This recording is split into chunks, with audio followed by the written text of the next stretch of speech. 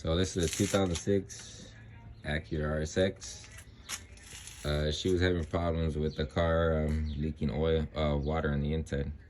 It was getting all inside the trunk, and the water got so bad that it started leaking into the front of the car. So come to find out, it was a crack right here. I guess you could call it a stress crack on the frame. So it was a big crack right there going all the way down. Well, you can't really see it right now, but I just put some JB weld on it to, I guess you could say, seal the crack.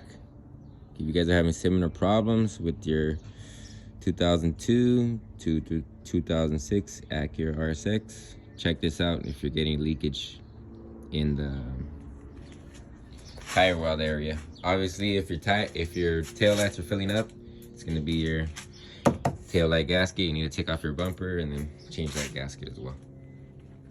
Okay, same thing I did on this side as well too.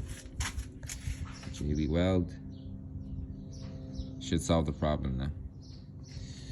Thank you.